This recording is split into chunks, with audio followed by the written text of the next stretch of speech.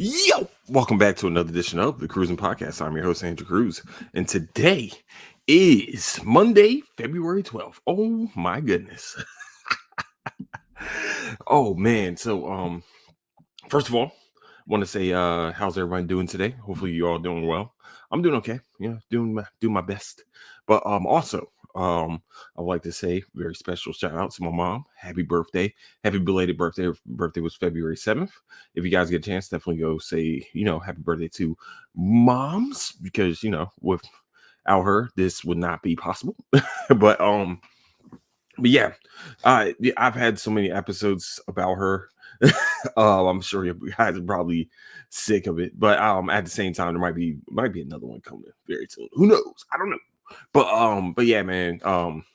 Definitely happy birthday to my mom's. Yeah, it's kind of crazy that my mom's and my dad's birthday are so close apart. I mean, so close. It's like a couple weeks, huh? Few weeks, month. I don't know. I can't do math. Math has really escaped me lately. But where you find the Cruising Podcast is on Apple Podcasts, Spotify, Patreon, YouTube, and anywhere you find podcast needs. That's where you can find the Cruising Podcast. Also, where you find latest updates to the show is on Instagram at Cruising Podcast. Also on Twitter at Nicetown Finest. First of all, I'm not going to talk about the Super Bowl today. We're not going to do that today. I refuse. I won't do it. Hold on, give me 1 second.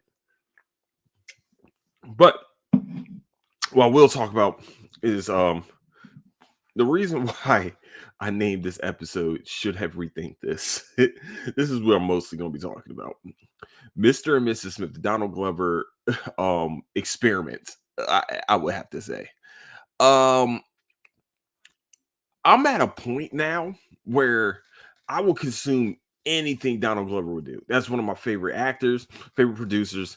Atlanta. He's definitely he's one of the main people. I mean, well, actually, he is the main person why we have Miles Morales. So we have to thank Donald Glover for that. He's definitely a big patron in the Black history. He definitely should be. He gave credence to having a Black Spider-Man, pretty much. Sorry, but what's crazy about this experience with Mr. and Mrs. Smith, they should have thought this whole entire thing. That the concept of it was bad. Like there's a program where you get matched with someone, another spy, to be husband and wife, and y'all do missions. And like it just felt like the missions kind of like it felt convoluted. Like each mission, I liked it that like normally I would like a show where it's we go mission by mission basis, and like we're doing like the villain of the week type deal. Y'all know me, man. I like it. That's how I like Supernatural. I liked it when Supernatural was literally doing the monster of the week type stuff. I've always liked those type of shows. It might be weird, might be the only one that does, but I normally like that. But with this show, it feels like the movie version made more sense than a broken down 8 episode TV show. The movie, what was great about the movie was that we knew they were married. We knew that they both were spies or hit people or stuff like that. We knew that. But they didn't know that they were working for conflicting companies. And then they also get contracted to kill each other. That was the defining moment of the show. I mean, of the movie, was that, they had to end up working together because they actually love each other, blah, blah, blah. It felt like their relationship skipped steps. We have two awkward people. It's an awkward situation as is where, you really just got married to someone that you literally don't know. And we don't see the progression of their relationship to me. I feel like we didn't really get a fleshed out story of like, oh, well, this is where they fell in love, or this is where, I like that. Like, I do like some of the missions they went on, like when they had the double date type deal with the other Smiths. And it was like, that's where I guess they fell in love. I guess that's where the love story starts. But it just felt like, I couldn't believe I know her last name was Eskrin. I think it's Mariah Eskrin. I couldn't believe that she was an assassin. That somehow all of a sudden she can just become an assassin. Somehow she became the leader of them two, even though he was in military. You know what I'm saying? It just like some of the stories just didn't add up sometimes, and it's I mean, like I finished it. I was able to finish it, um, but it's just it was to me. I wouldn't say poor. I think once again, this show was probably made during COVID time. You could tell these COVID time shows when they were made. You can definitely tell when these shows were definitely made during that time because their stories are so jumbled up. The writing can be a little bit convoluted, and it's just like you're sitting here watching, it's just like, yeah, this was definitely made during that time. This was definitely written during that time, and they never changed anything from the writer's strike. I think this was actually done before the writer's strike, but like you can just tell, like this was definitely there's a lot of excuses you can make, and for them to kind of leave a cliffhanger for season two, it feels like this is like really the first dud that Amazon has had, and it's sad that it is a Donald Glover project, but to me, this is the first dud to me. I love the Jack Reachers. I love the Terminal List. He even has what Gava Island with Rihanna. Great film. It's just this one just fell flat. It was just really flat, and even the action sequences is like, yeah, they were cool, but like, all right, were they believable? Did they move right? Did they do this, that, and the third? Like, I just like I don't know. I just didn't think it was. I just it wasn't. It was supposed to be an action comedy or type deal, and it's just not enough good action to tell you all the truth. I mean, like it's like the therapy episode wasn't bad. That was actually a really good episode. Actually, I will say that the double date one was pretty good too. But like, the one where they had to get what's his name? Fuck, what is his name?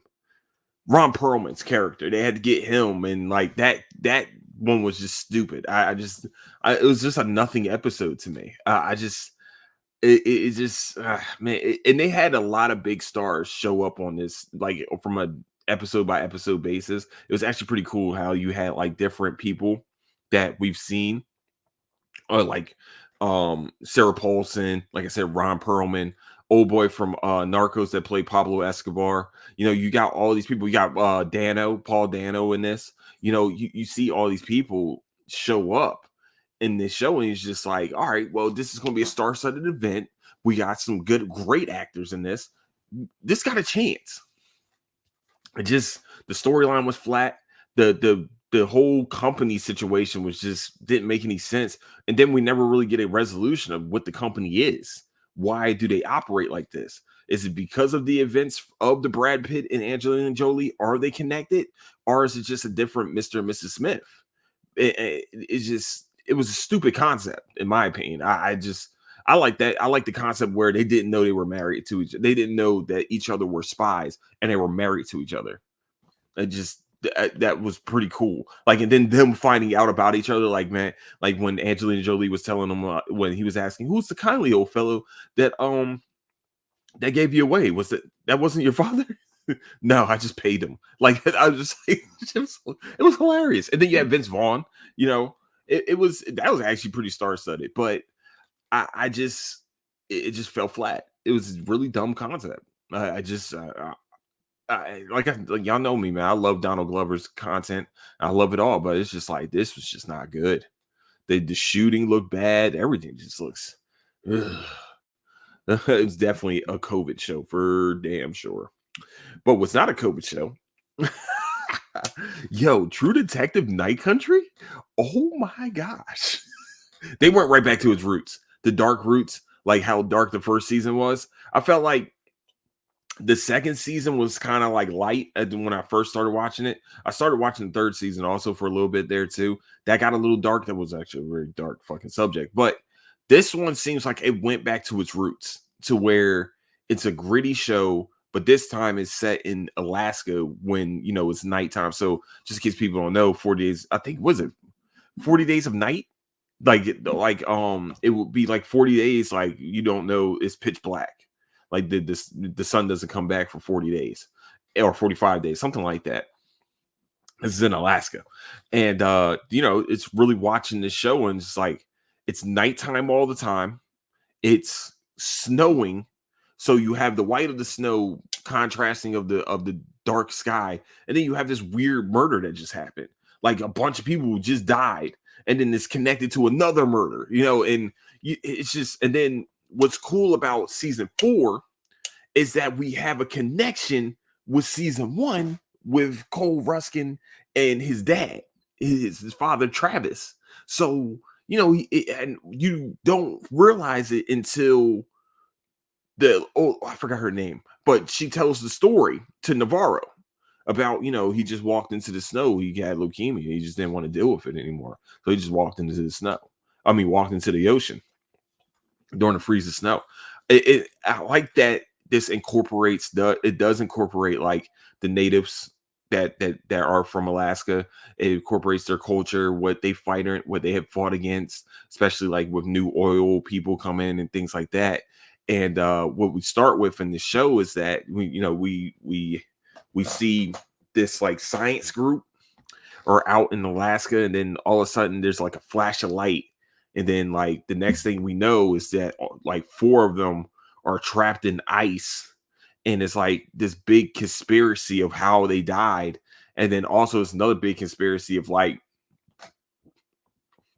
they have been protesting this big company, which is a big thing, of course, but they've been the natives have been protesting this big company that is creating pollution in Alaska. And one of their followers, I mean, one of their leaders, like she was a leader of this, she suddenly dies, and there's a video of her like screaming in a cave. And now they're trying to figure out where the cave system is. Jodie Foster is fucking like the cast of this. Whew, the cast of this is amazing. They did an amazing job at casting this show. I'm sorry, my fault. Sorry. Like the girl that's Navarro, I've never seen her before. Like most of these characters, most of these people I've never seen before. The kid, the younger officer, I can't pinpoint where I've seen him before. I can't. His dad definitely has been in a lot of things. But the cast is like perfectly put together to me. I think that they all play off each other very well. Very, very well. And yeah, Night Country is definitely a must-watch True Detective for sure. I know some people still got like kind of a stink in their mouth for the second season, and then they got a little bit, less of a stink in their mouth in the third. But this 4th season is fantastic. It's fantastic. I definitely truly agree that like this is one of the yeah. If we're ranking them right now, we're not even at the finale yet. But if we're ranking them right now, it's season 1, 2, 3. I mean, season 1, 4, 3, 2. Right now, for sure. Yeah, they're the Alaskan snow. Like you feel cold while watching it. It's the weirdest thing ever. Like I just feel cold while watching this show. It's just like I see how cold it is to them. I'm just like I don't want to be. I would never live in Alaska. I might visit Alaska. It just looks too cold for me. We're tropical people. I'm a black man. I'm a tropical person. And we're not meant for snow. I ain't trying to do that. But yeah, definitely, guys, got to go check out True Detective Night Country. I know I normally talk about like anime and video games. So we are going into anime real quick. Adult Swim has just like brought one of the best like ninja content I've watched in a while. And to tell y'all the truth, there's a lot of ninja stuff coming out. Like I'll just put this as a post. I'm like, there's a lot of Japan and ninja content coming out just this week alone. We got Ninja Guy Move, which I'm about to talk about in a second. We got House of Ninja that comes out the same day as the Vince Staples show. So I don't know which one I want to watch first. I think it's probably going to be House of Ninja. That's coming out on Netflix. Both of them come out on Netflix on the same day, February 15th. And then actually what's crazy, the next day after that, Warrior comes out on Netflix. So we're definitely going to be doing a big chant for that one. And then Shogun comes out a little bit later pretty much at the end of this month. Shogun on FXX, whatever the fuck they do. It's weird as shit. But yeah, that's coming out. And I am very excited about that. And I mean very excited about watching that content. But Ninja Gaimu, let me tell y'all something about this motherfucker, man. Listen, the first minute of this show, straight brutality. Straight up brutality. Okay? And then we get a little soft in the middle. Okay, well, we're gonna live with it. And then it gets back to straight brutality for like the last like 20 minutes of the show. Like I'm like the last like 10 minutes of this show, like they broke it down very perfectly. Almost perfectly. So like the first 2 minutes, maybe even 30, maybe like a minute 30, something like that. It's just straight. This dude is like sweating inside the train. I'm giving y'all the first like little bit of tidbits. This shit's fucking bananas. And it's only the first episode, and it's in English. I don't know if it's an anime. I count it as an anime. It gives anime feel, so you can kiss my ass if you don't think it is. But you sit there and you watch. This dude is sweating bullets. I'm like, this guy's about to die. Okay. Easily, too. Like, he's running away from something, clearly. And then all of a sudden, he starts folding these ninjas all around him inside of this alleyway. I mean, he is murking them until he gets caught and gets got. Then they go to this dude who's the family thing. He's trying to do the family thing. Looks like he's really trying to stay away from people.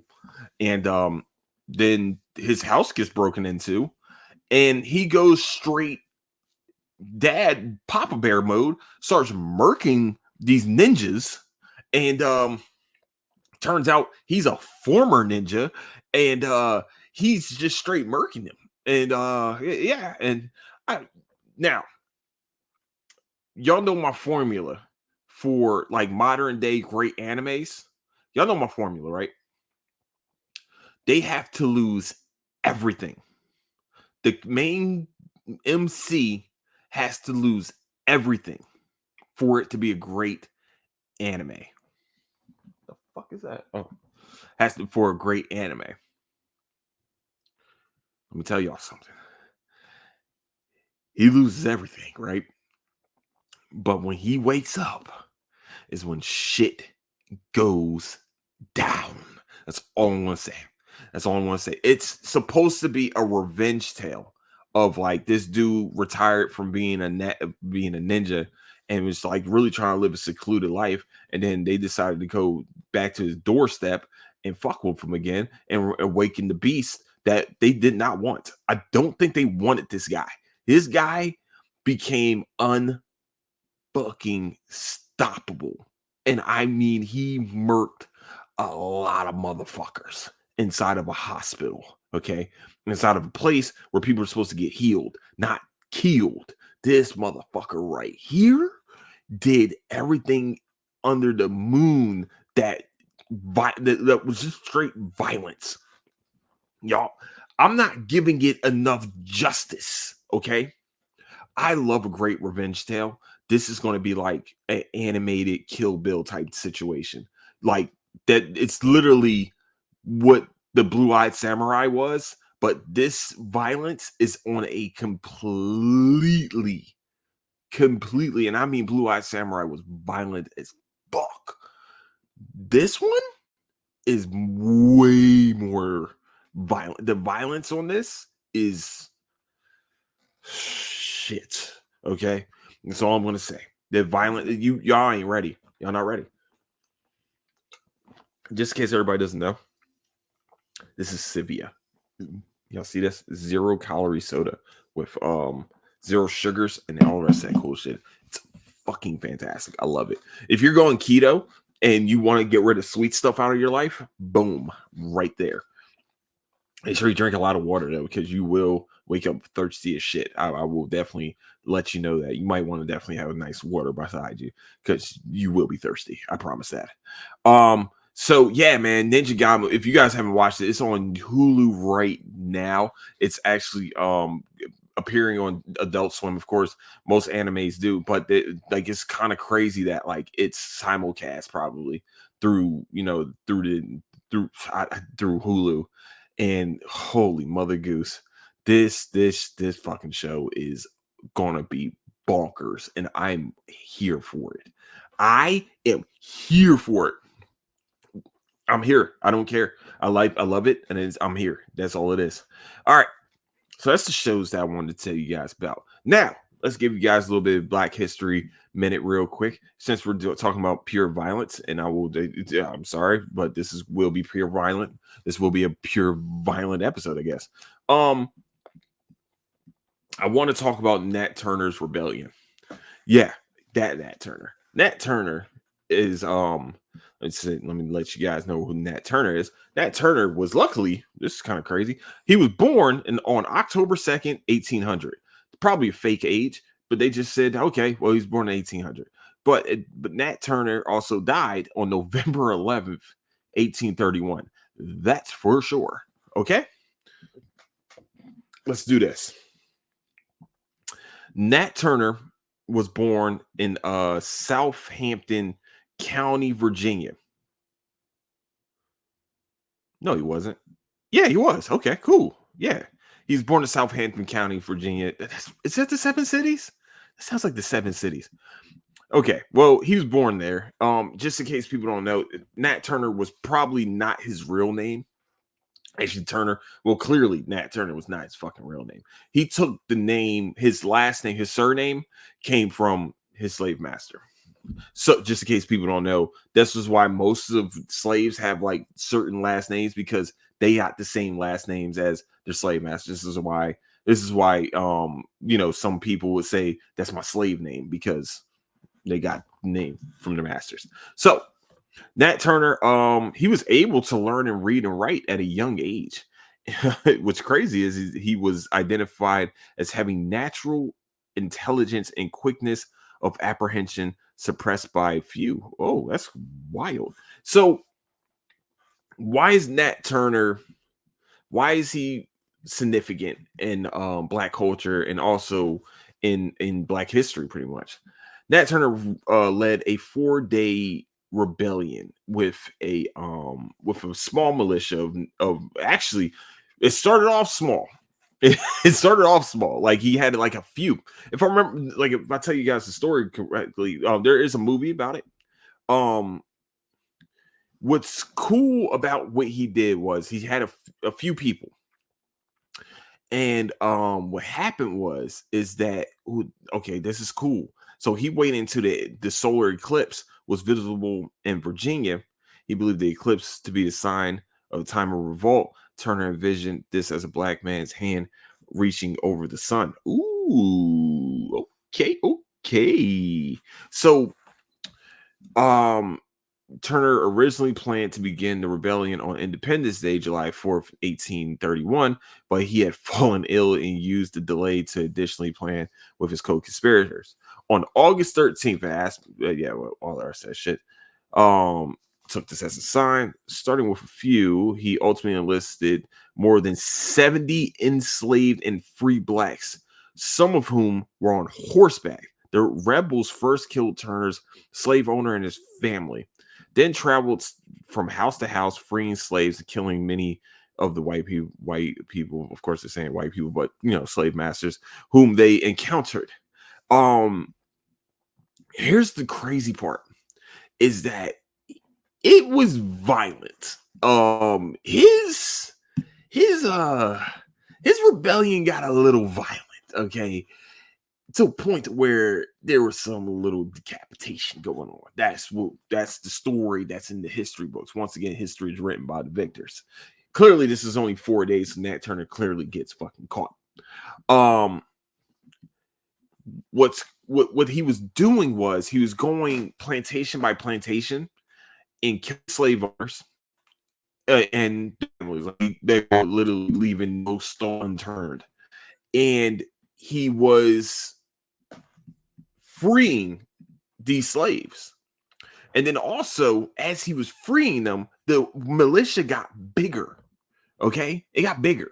He started recruiting more slaves. So Nat Turner,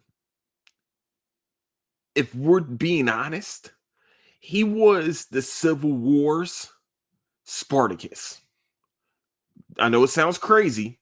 You might not. This is how we should be talking about this.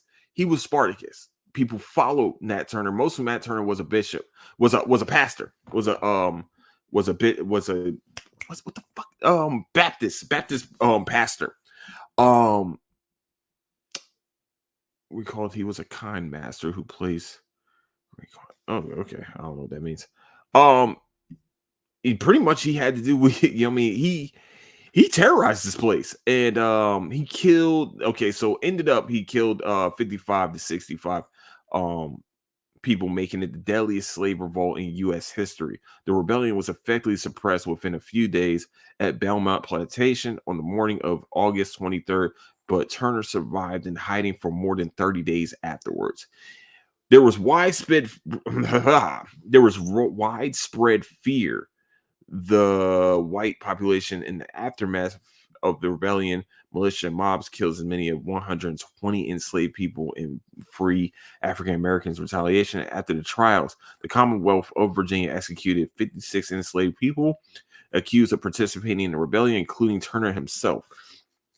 Many black people who had not participated were also persecuted in the frenzy. Because Turner was educated and was a preacher, Southern state legislatures subsequently passed new laws prohibiting the education of enslaved people and free black people, restricting rights of assembly and other civil liberties of free black people, and requiring the white ministers to be present at all worship. Okay, so Lonnie Bunch, director of the National, I'm reading this straight from Wikipedia real quick. National Museum of African American History and Culture, said the Nat Turner Rebellion is probably the most significant uprising in American history. I want to say why. I want to say what should be said about this.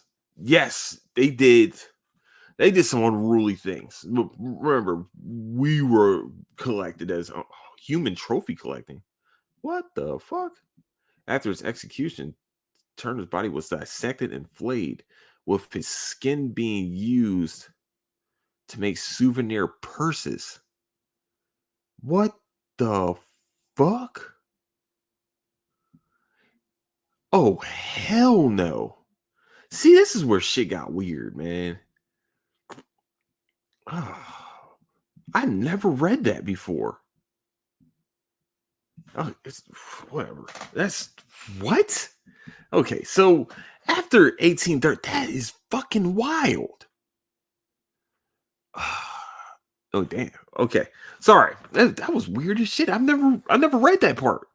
Oh, well, what's interesting about this is that the slave rebellion kind of started the whole "we should be free" type deal, and it scared people that we were educated, and it made people, blacks, want to search for education, and it's scared that once again, the most dangerous thing to a rebellion, the most dangerous thing to a simple mind, is giving them a book.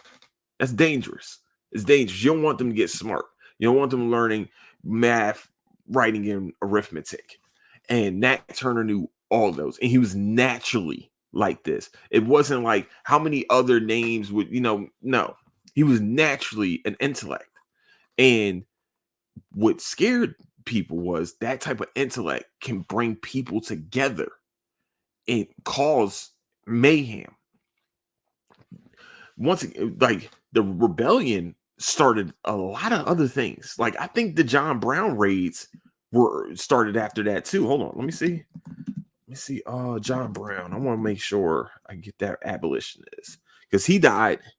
Damn, he died at yeah. So yeah, in Charlestown. I remember this story. Yeah. Hold on.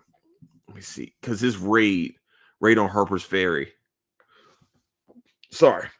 So what you gotta understand is that Nat Turner's rebellion really put a fire in a lot of other people. Fire that they didn't even know they had in them. Especially guys like John Brown. John Brown was a white abolitionist trying to get slaves free. And due to a raid at Harper's Ferry trying to get weapons, he got caught, got killed in Virginia. But those type of deals, you got the Underground Railroad. There was people trying to get slaves to the north, to Canada, to make sure that they, live as free, because that's what they are. They should be free. They're human beings. These type of, I know it doesn't seem heroic, but like, and I know he was very violent in his exploits. It's not beyond me, but you know, like if you go back to my episode about slavery, like you gave really them no choice. And once we started being able to read a book, once we've been able to, the fear was that assembly, we weren't allowed to, they weren't, I'm sorry, not we, my ancestors were not allowed to assemble with each other, because if they assemble, that's a hive mind. Once that hive mind gets together and makes a decision, there's more them than us. That's what the thought process started. That's how you keep you divide and try to conquer. See, you try to put fear in them when you put them all through executions, but really you just fire it up a belly. So just in case people need any reference about Nat Turner, there is a movie out called Beast of a Nation. No, I'm sorry, Beast of a Nation. What the fuck is wrong? Birth of a Nation. It's actually, there should be two of them, right? There was an older one too. Birth of a Nation. Um Birth of a Nation. I thought there was two. There's one that's from 2016 for sure. Yeah, 1915. There we go. Yep. Birth of a Nation. But I don't think that's about the Nat Turner raids. Actually, it was. Hold on, wait a minute. Let me put some pimping in it. Birth of a Nation was the first non-serial 12 reel film ever made. Damn. Part fiction, part history. Chronicles the assassination of. Oh, well, okay, cool. So it's not about the Nat Turner raids. Okay. So the Birth of a Nation is the huh. That's interesting. There's two of them, so that means there's two of them. Okay, so there's one from 2016, that's about Nat Turner and his raid. So if you guys want to get some references to that, definitely do that. And then also go read a book. Go read some books on this, man. Not like you read history books. Yeah, some of them lie, some of them suck.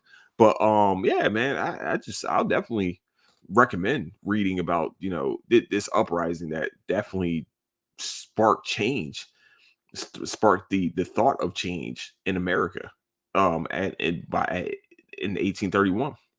So I just wanted to talk about him. Probably on Wednesday, probably talk about Harriet Tubman, give you guys some insight about her. I guess I don't think I did a Harriet Tubman episode, but so with that, I want to say I love all you guys. Happy Black History Month to all those that are celebrating and because it's Happy Black History Year, baby. No, I'm joking. No, seriously, Black History Year for sure. But with that, I want to say where you can find the Cruising Podcast is on Apple Podcasts, Spotify, Patreon, YouTube, and anywhere you can find your podcast needs. That's where you can find the Cruising Podcast. Also, where you can find latest updates to the show is on Instagram at Cruising Podcast, also on Twitter at Nice Sound Finance. And please, definitely go read your history. You know what I'm saying? Leave a 5-star review on Apple Podcasts if you can, and also leave a 5-star review on Spotify if you can. And please leave a written review on Apple Podcasts and let me know how you're doing on Spotify, man. That's all I care about. I mean, that's what I care about, baby. So with that, there'll be a Patreon episode tomorrow, not tonight. We're gonna do a Patreon episode tomorrow. So with that, I like to say I love all of you. Don't do anything I will do. Catch you guys later. Deuces.